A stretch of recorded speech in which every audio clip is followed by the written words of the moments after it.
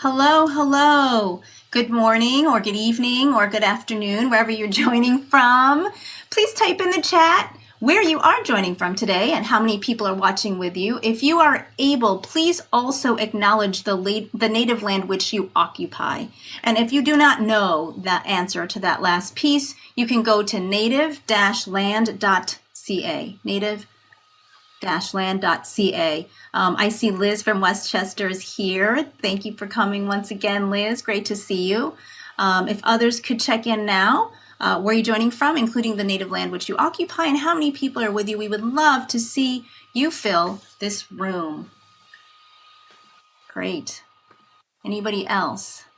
I'm checking in from the Council of the Three Fires here in the Chicago area. Diane from Naperville, great.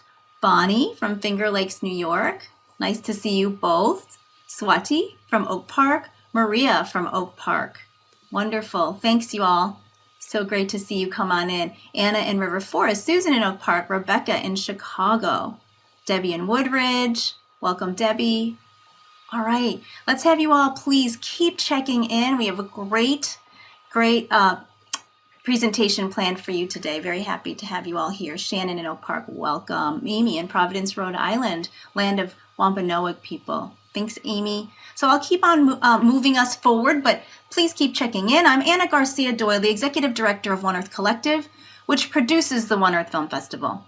Welcome to this festival screening event. We hope it will provide us all with rich opportunities for learning, a brave and safe space for important conversations, and a way to move from inspiration to action.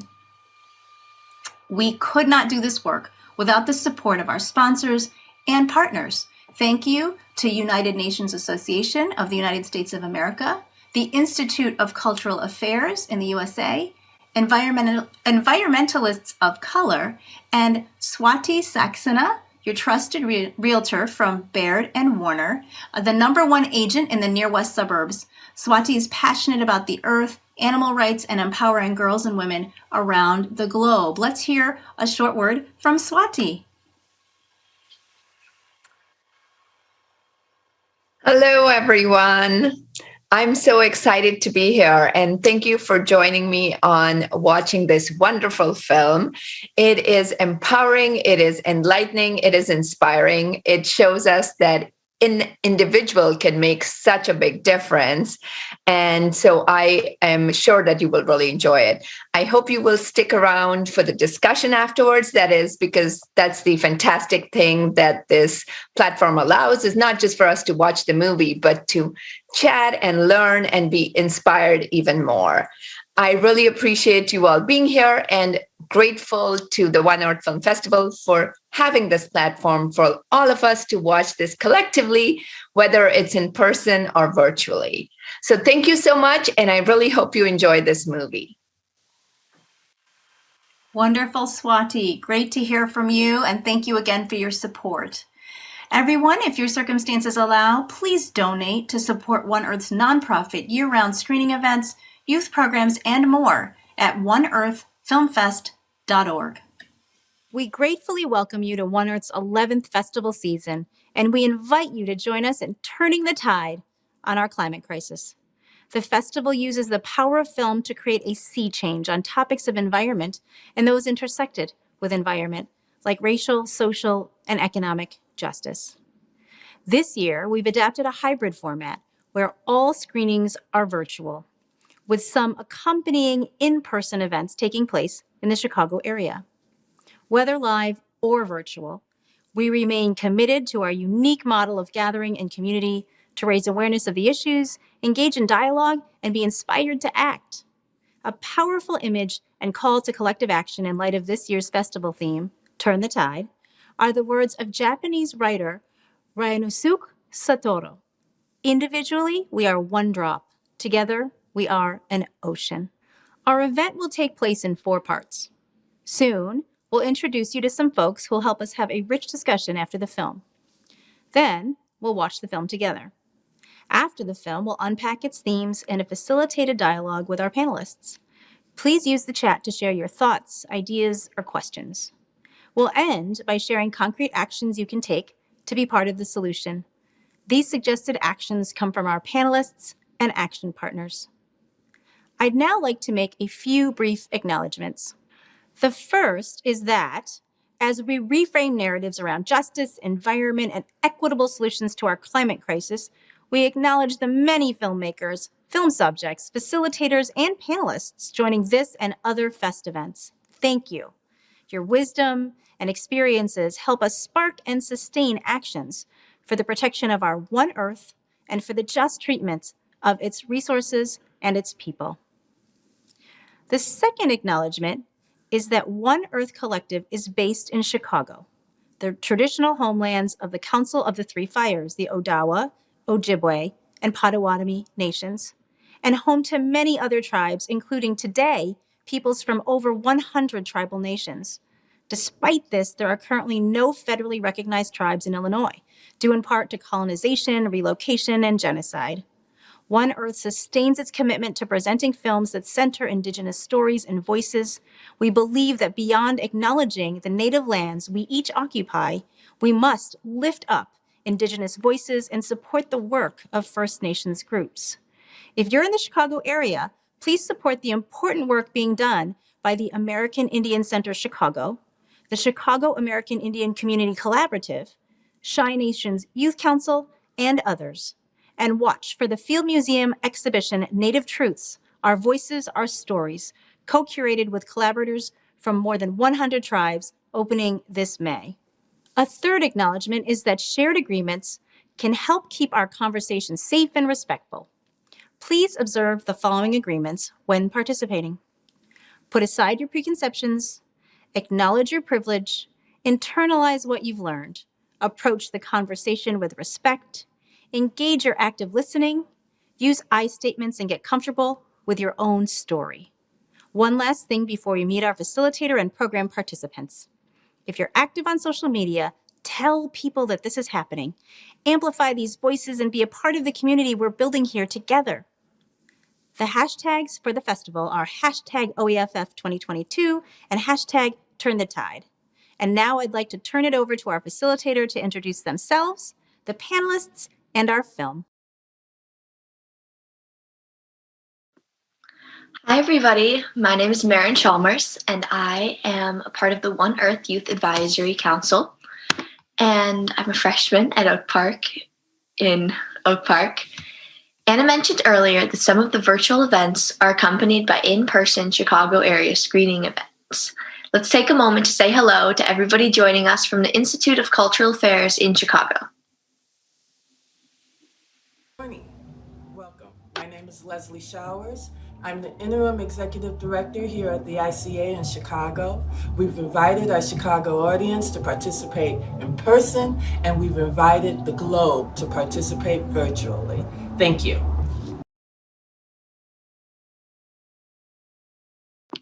It's wonderful to have everybody here with us today, everybody online and in the in-person's audience. We'll see you again after film for discussion. We often watch movies and then talk and then walk out of the theater without really reflecting on what we've seen, how we felt about it, or what implications it really has on our lives. Today, we plan to have a rich, thought-provoking dialogue sparked by Girls for Future and joined by knowledgeable, committed panelists. We look forward to having you participate, enriching the dialogue with your reflections and questions in the chat, and exploring ways to take related action. I would like to briefly introduce the panelists that will be a part of our post-film discussion. Sabyah White from Girls for Future, she's going to be joining us later, and Sandra Henry from Elevate.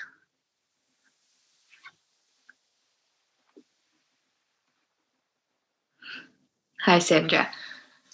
And now it's my pleasure to bring up director and producer Irja Bernstorff to introduce her film, Girls for Future. Hello.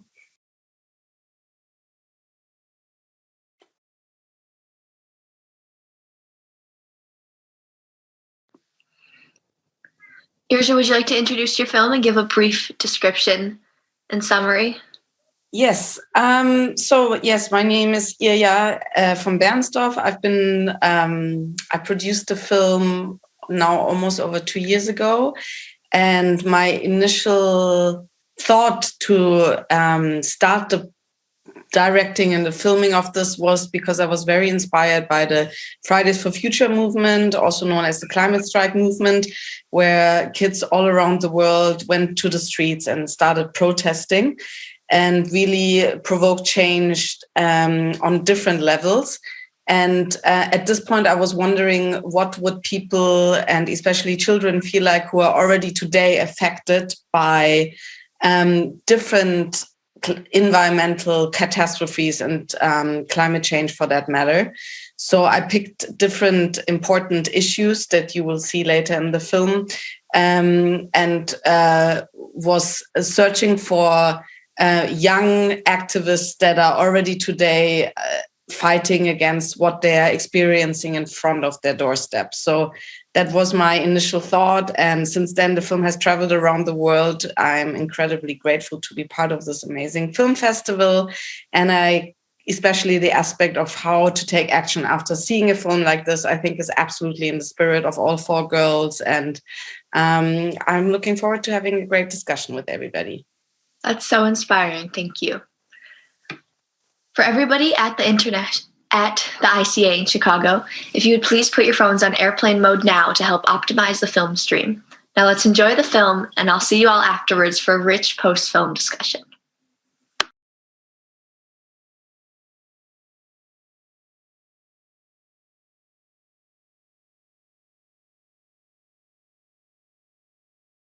Hi, everybody. That was such a wonderful film. I'm so inspired.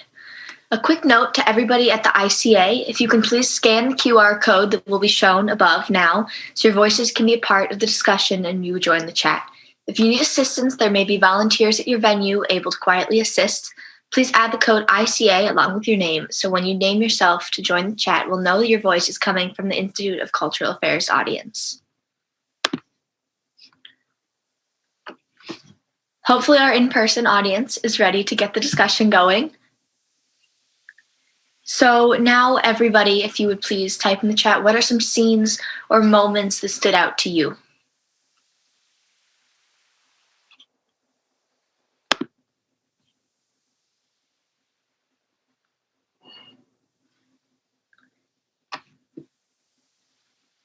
Something that stood out to me was these kids' dedication. Does anybody have anything else? Susan, me too. I think it's really, really inspiring.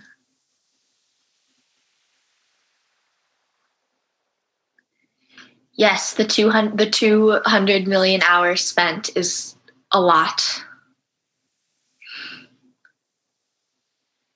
And Donna, the water bottles, yes. I think it's such an inspiring film, and it's incredible.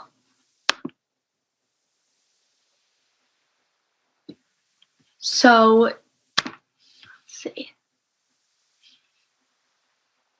Yes, Kristen, the water tank, the bravery, that's wonderful. Now, we would like to introduce the panelists that are here to discuss and join and be a part of our conversation. So, Irja Bernstorff, the director of the film, is an award-winning documentary producer and director. She's worked for ARD, ZDF, and ARTE, ProSavine, and NHK, and numerous NGOs with a focus on sustainability. She's had her cinema premiere with The Farmer and I in 2016. Sabyah White, film subject for Girls for Future. It was, hold on, I'm sorry, everybody. Give me one moment.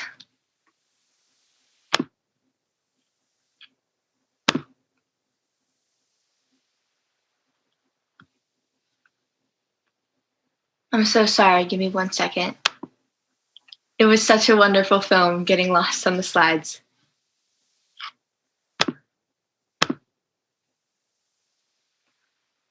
Sabyah White, film subject for Girls for Future, grew up in Australia. I'm so sorry. Give me one moment. Hi, Sabyah. It's wonderful to have you with us. Do you want to unmute?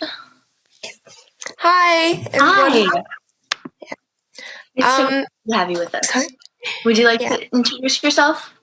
Yeah, sure. First, I would like acknowledge that I am on witchable, wireable land here in Australia, the Bundjalung Nation. And for introducing myself, I'm Sabyah. I grew up in Australia in a place called Whitsundays, which is home to the Great Barrier Reef. And right near where I lived, well, a bit further away, but that was still pretty close, was the Carmichael Mine, which you may know as a Adani coal mine. Mm-hmm. And I was trying to look after the reef and try to stop that mine, but also try to talk to kids about turning to new renewable sources. Like, I'd go to youth centres and stuff, because I found that one of the best ways to help stop the impacts of climate change. And also doing stuff like growing a garden and, yeah. That's fantastic. And finally, we have Sandra Henry, who's a Senior Director of Energy and Sustainability at Elevate. Sandra Henry is a Senior Director, Energy and Sustainability at Elevate, a nonprofit organization that designs and implements programs that reduce costs, protect people and the environment, and ensure the benefits of the clean energy economy reach those who need them most. In this role, Sandra leads Elevate's energy and sustainability team and oversees the implementation of Elevate's clean energy invitees and working with key stakeholders on clean energy access and climate solutions to advance a more equitable and just clean energy future. Now we will start with a few questions for our panelists. If you would please add your questions to the chat, and we will soon try to get to some of them. The ICA audience, we are hoping to have good questions from you as well.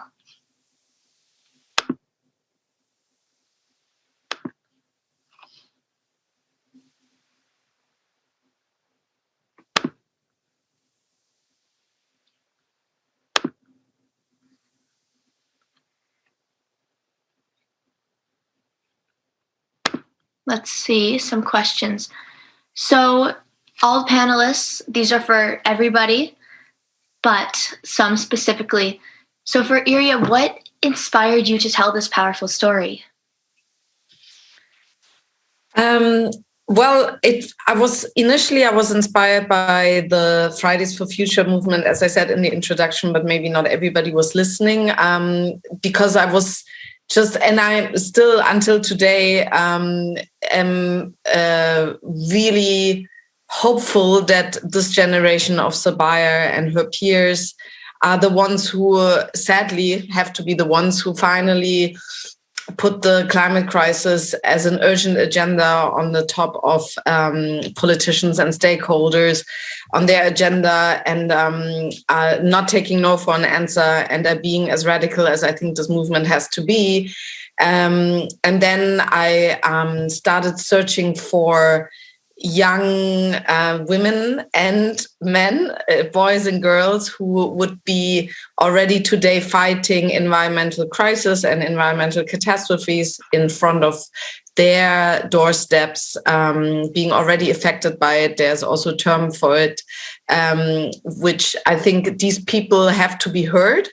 And often the discussion is being led by people who still live quite comfortably, and hence the talk about climate change already, I'm not using the word climate change anymore, but the word climate crisis, because climate change sounds very nice, actually, like something is going to change, but I think we have to name it what it is. And often the discussion is being postponed to a near future that will come, but I think it's we cannot underline enough that it is already happening today. I just read recently a study that already half of the world's population is affected by climate crisis in one way or another. So I wanted to hear their voices, and Sabyah was one of my founds, living in a very unusual situation, because on the one hand she had that as you saw in the film, this beautiful World Heritage in front of her, the Great Barrier Reef, where I grew up. Everybody said, oh, this is the place to visit, this is the place to be. And we were shocked when we went down and saw how much of it was already destroyed. And then in the backland, there were these huge coal mines. So she really had those two sides in her everyday life, and a very brave, inspiring girl. That's wonderful. Sabyah, what was your journey to become a climate activist, if you would consider yourself to be one? Yeah, I consider myself to be a climate activist for that bit of the question. I think there's so many people who are that don't consider themselves one. Like, if you're maybe a farmer planting trees or looking at more environmental things to grow stuff or something like that, I think you're an environmental activist. And I think my journey in environmental activist probably started when I was younger, snorkeling the Great Barrier Reef and seeing the pure beauty of it. Like, ever since I was young, I was very passionate about looking after the environment. So, yeah, I think it probably started at seeing the reef, and I think from that learning, well, what is coal? What is it doing? What are unrenewable sources? What are they doing? And, yeah, I got to hear. That's incredible. Another question for you, Sabyah. This is from Jordan. There's so much bad news, and as a young person, it's even more daunting. What are some things that give you hope and inspiration, and how can older generations help you? I think some things that give me hope and inspiration is doing something. Like, I feel like every time I try to do something, there's always, it feels like say with like renewables and solar panels, there's a thing called cobalt that is solar panels can be, and energy, like renewable cars and stuff like that can be made out of. And I feel like doing things like planting a garden, starting from doing things at home, like maybe not using plastic, planting a garden. It can be a community garden, it can be anything, just doing things from home and doing something that I feel like I am taking action in. So, yeah. That's awesome. Sandra, back to the last question. What was your journey like to become a climate activist? Thanks for that question, Marin. So I grew up outdoors in Minnesota. That was kind of my upbringing. So I was very much immersed in being an outdoors kid tied to the environment. And in college, I graduated as a mechanical engineer and took a liking to buildings, I guess, and how they operate and heat and light and cool people. And from that, I was able to start to make the connection between how much energy we use and then how that energy is generated. And I'm in Chicago, and our main source of energy generation is coal. And so I just started to make those connections between how we live our everyday lives and what we use as fuel to create those everyday lives. And that really started me on my journey to really understand how everything is connected and how we have to advocate for making our earth safer and cleaner and better for everyone. That's fantastic. Irja, would you like to talk about your experiences in the 4 countries that you visited and compare them with the experiences of the people living here? With the people living with the people living Chicago? With the people living in the countries, with your experience traveling there and seeing what their life is like and with their own life experiences. I mean, I think that the most, also in terms of pictures and in terms of urgency, the most evident sign of climate crisis was probably in Senegal, because really without water, we cannot live, like nothing can survive. And to see these deserts that where droughts become longer and longer, and then when there's rainfall, climate change or climate crisis means that extreme weather events come. So when there's rainfall, then it's so heavy, and the earth is already so depleted that they cannot soak it in anymore, and it only aggravates the problem. So to see what it means to live in a condition like that was also for me really scary, because you wonder, like, how can you possibly tackle that? I mean, yes, those rain, to capture the rain water and to have those water tanks, water systems is certainly a good solution. But all in all, the groundwater is depleting and ice caps are melting. I mean, this is all connected. So I think those tipping points, they're really scary. In terms of plastic pollution in Indonesia, there was on the one hand the incredible injustice of the matter, because already Indonesia is already a huge polluter of plastic themselves. But then to ship plastic from Canada, from the US, from Germany, from the UK, filthy, disgusting garbage, to load it in a small village in Indonesia. It's just, I think, showing an extreme example of what also exploitation still means today in terms of climate injustice. Also, I thought that Nina was somebody who, the Indonesian protagonist, was somebody who was also, like Sabyah, in touch with this problem from a very early age on, and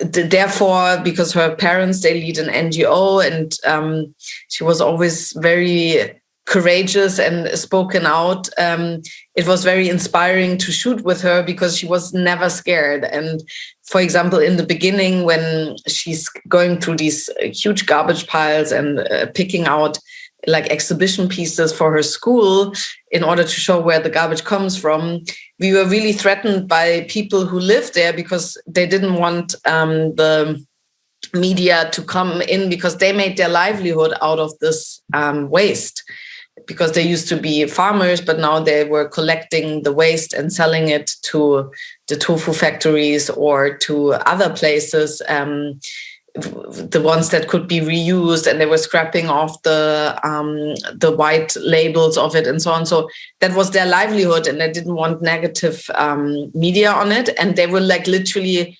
threatening. Like, I mean, they almost took our camera away. And I was really amazed by how Nina would, rather than just running away, she would always like distract them and say, come here. And then her other two friends would follow her. And when she went home and talked to her dad about it, her dad was like, "Oh, but Nina, I told you from the beginning you should film those people in order to have a documentation of what is going on." And she's like, "Yes, but Irja told me to put my phone away because it might get lost." And so they were like really like full-on activists who were used to that kind of situation. And I mean, at that point, she was only 12 years old. So it was, there were many situations where I was really amazed by her activism. And in terms of the Senegalese protagonist, Fatou, I think it can, just to have that note, it shows perfectly how your private life can be very political, because at the end of the day, she just wanted to have water in order to finish her school. And to advance in her education, but to see in the end how climate crisis can be such a personal problem was also, I think, very important. And then, of course, Sabyah, we just talked about her. I always think she's one of the bravest, because she was standing out in her community by fighting against it, because everybody was financially in one way or another either dependent on the tourism industry or dependent on the coal industry. So they did not like talk about climate crisis. They did not like her to go on. She made, like, it's not in the film, but they were like different demonstrations in the small area where she lived, and walk down that street and be seen by everybody, and everybody knows, okay, you are on the other side of it.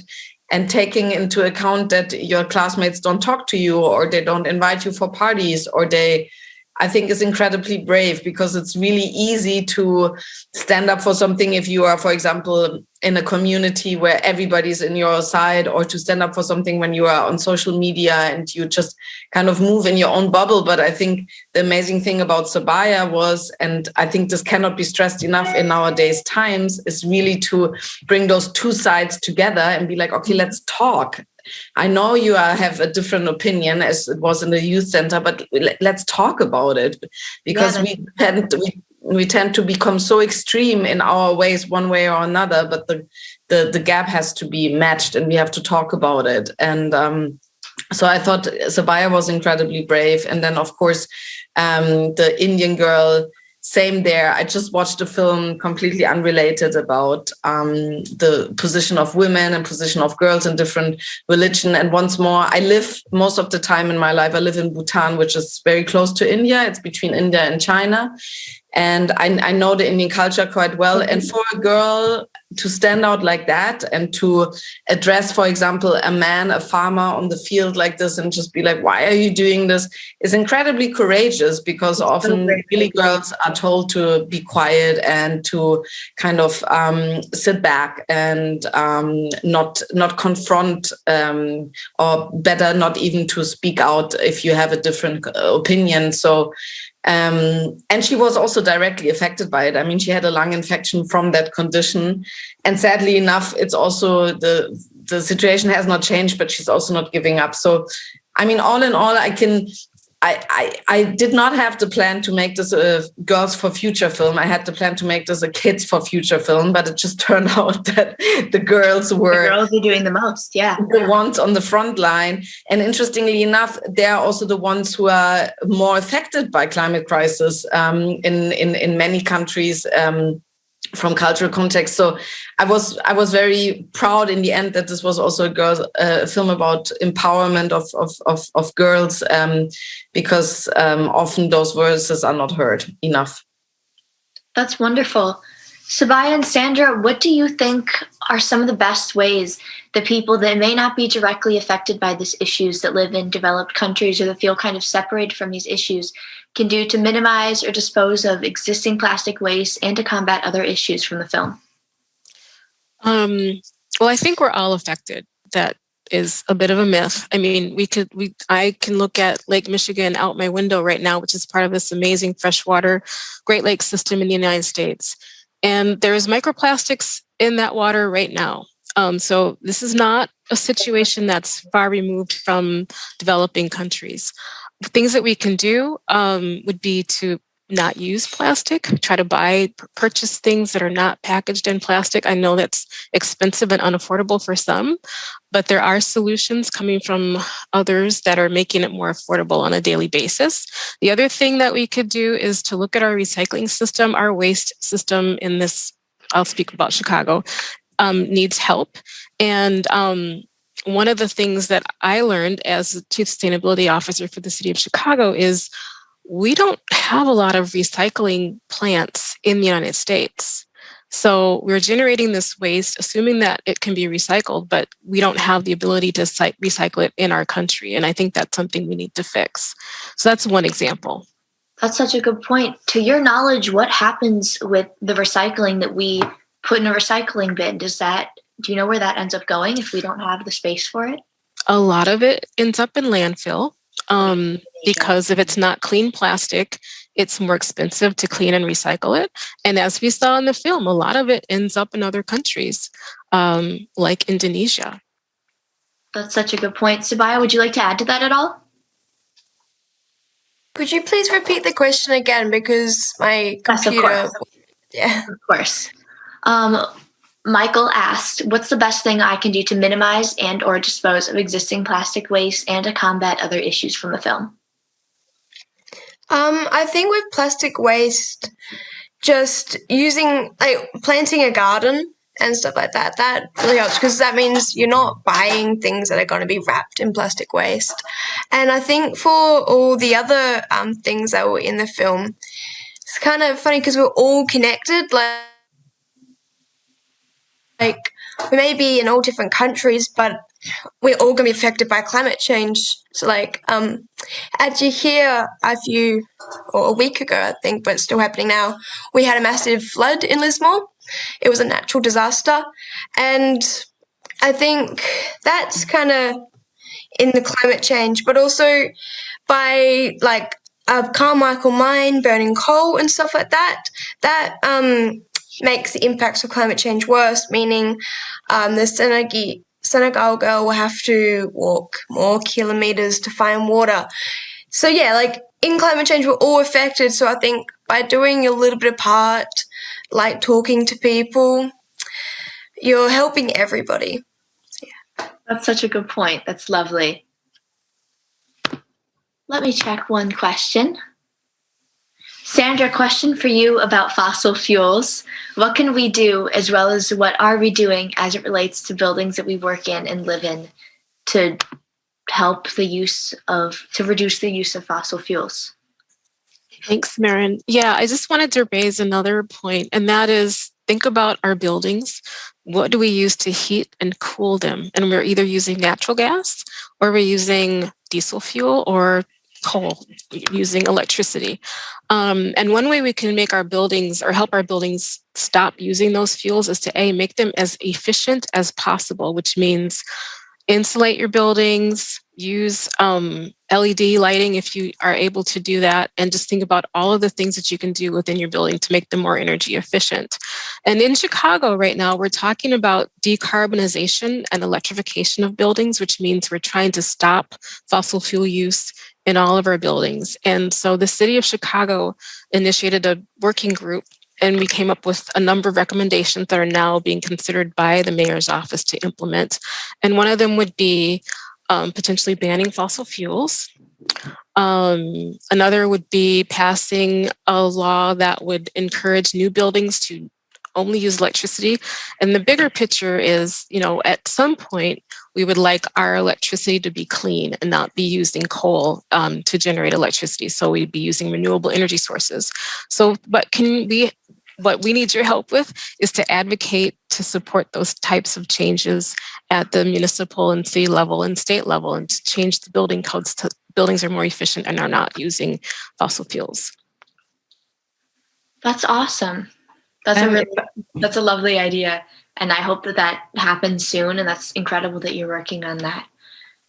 If I can add to that, I mean, I'm sure you are all aware of the situation that is happening right now in Europe, that we are facing a war. I'm in Germany right now, which is just a country away from us. And Germany is mostly dependent on the gas, and that comes from Russia, actually. And this war, as horrific as it is, but really brings on the surface what kind of dependency we are also on, and how renewable energies, even finally somebody who was always against it has recognized it among our politicians and says, these are the more peaceful energies because you make yourself independent. They're decentralized. Wind and sun is everywhere, and we can use them everywhere. We don't have to depend on other countries, and we don't have to depend on very questionable sources. I know this is a big topic in the US, is fracking, but then of course also nuclear. I hope to God that this will not now resurface and people will promote that as a clean energy, because it clearly isn't. So I think sometimes those things happen, maybe can also accelerate a movement like this, because we can really see that this is not just about climate crisis. This is also about peace and about security.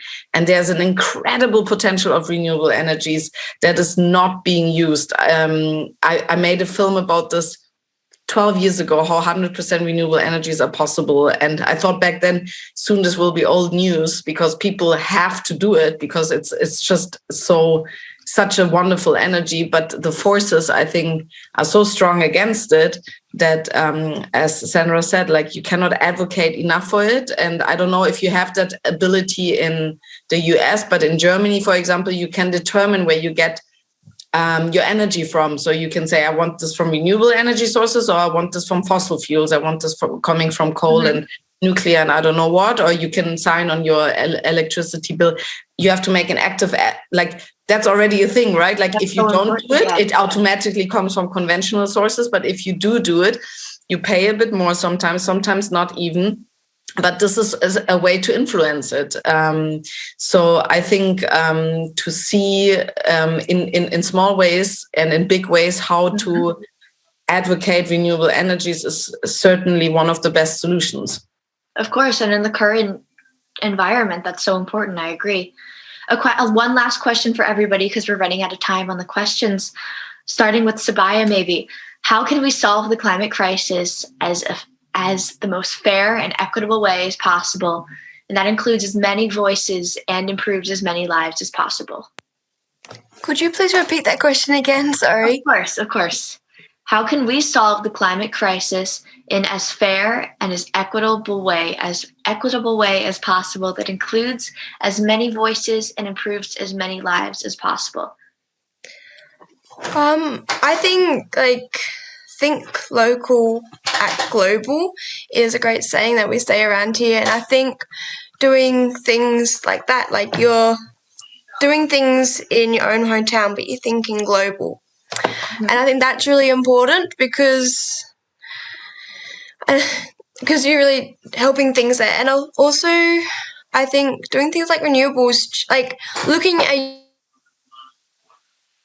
your own home, okay, maybe can I change my power to something more renewable? I think that's what I definitely did at my house when I was thinking about the environmental issues. That's great. I think that's one way, and yeah, I think also just talking with everyone about it, educating things. In the end, global warming or climate change is all going to affect us all. So I think by talking to people about it is really important because you're getting people to understand what's going to happen. And I think this film is really impacting because it shows how badly climate change can affect these girls. Like, this is their lives, and they're having to live with plastic or having to walk long kilometers for water, like all these things. And I think, yeah, we're the next generation. So I think by doing things like that, you're helping everybody. That's so awesome. Sandra, would you like to elaborate on that question at all? I just want to echo exactly what Sabyah shared. Acting local and thinking globally is really important. And to just remind folks that everybody can do something, whether it's like thinking twice before you reach for that plastic bottle or changing your energy consumption to renewable energy. Everybody can take action somehow. And even having a conversation with your neighbor about the climate crisis and how to take action is an action. So I think we all have a lot of tools in our tool belt that we can utilize to make a change. That's awesome. Irja, would you like to add to that at all? No, I think my speaker said it all. I mean, I think going also on the street, not shutting up if somebody wants you to be quiet, and continuously trying to fight for it, because I always think it's not a question of is it a top-down or bottom-up process. It has to come from both sides. So everybody can do something on a personal level. But if you want to go out on the street, or if you want to start a movement, or if you want to make your voice louder, then do that, because the pressure is on. I mean, we have no time to lose, so it needs to happen right now. And I think young people, old people, doesn't matter where you're from.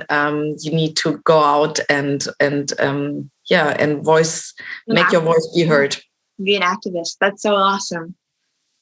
That's so important. Okay, moving on to our solution-based conversation. The National Youth Poet Laureate of the United States, Amanda Gorman, called us to action in her poem Earthrise, saying, "There's no rehearsal. The time is now, now, now.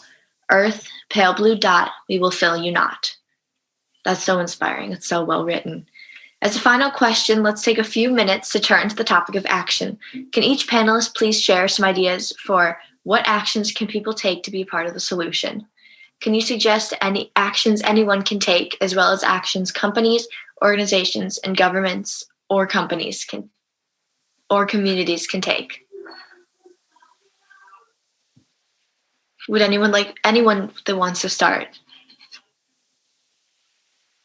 with actions? Would anyone like to?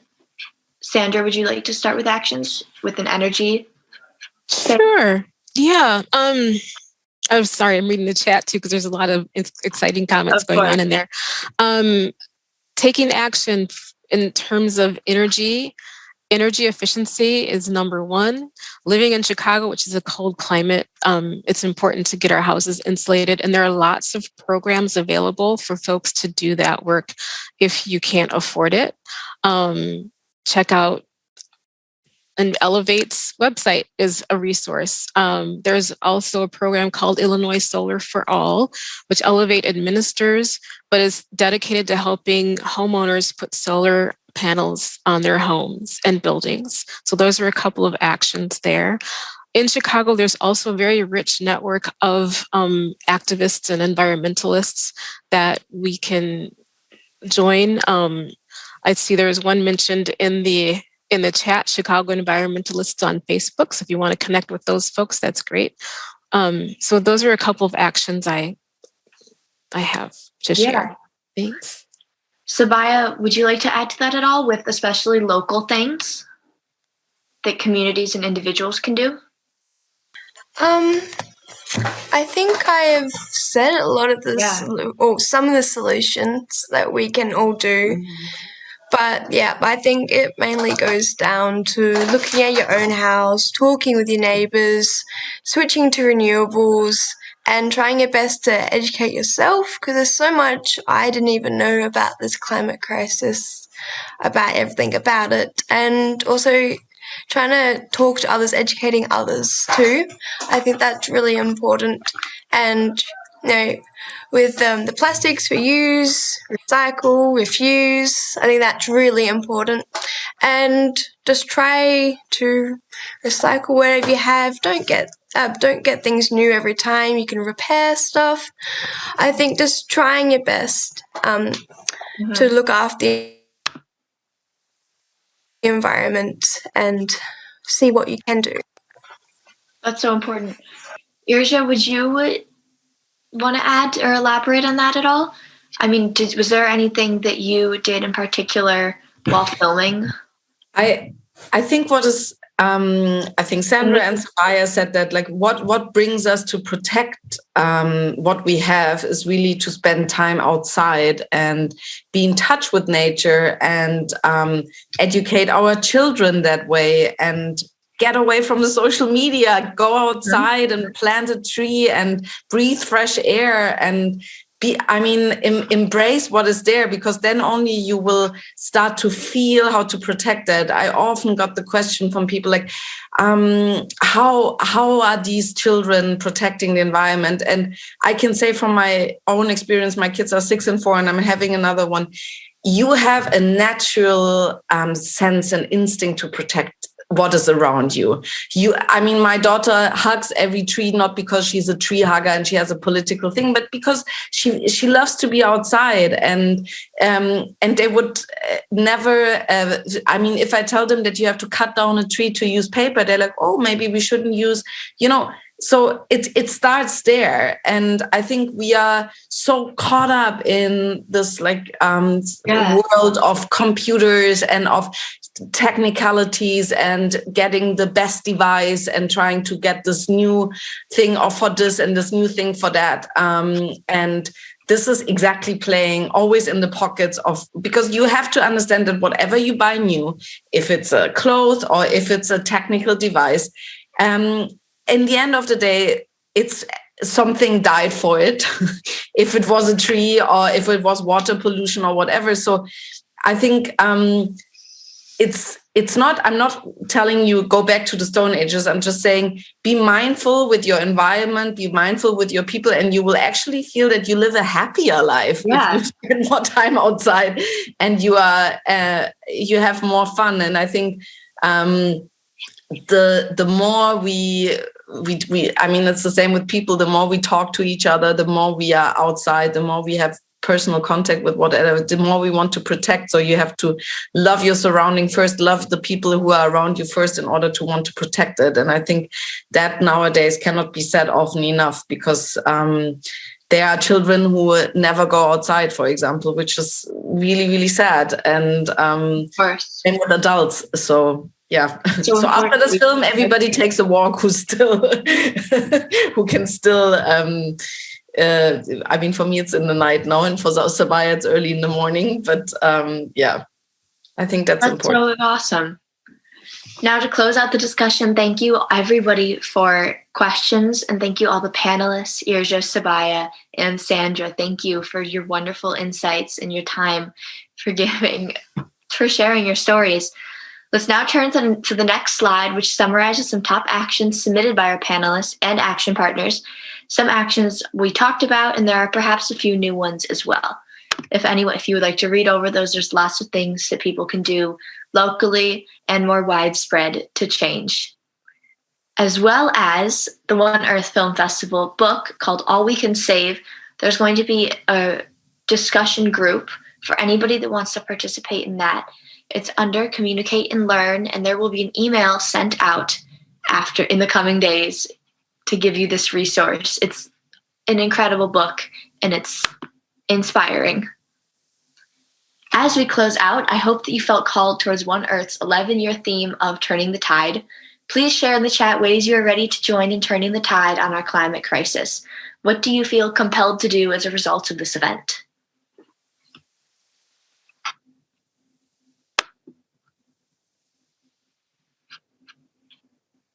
That's awesome, going on a walk with your dogs. That's great. People can do a lot.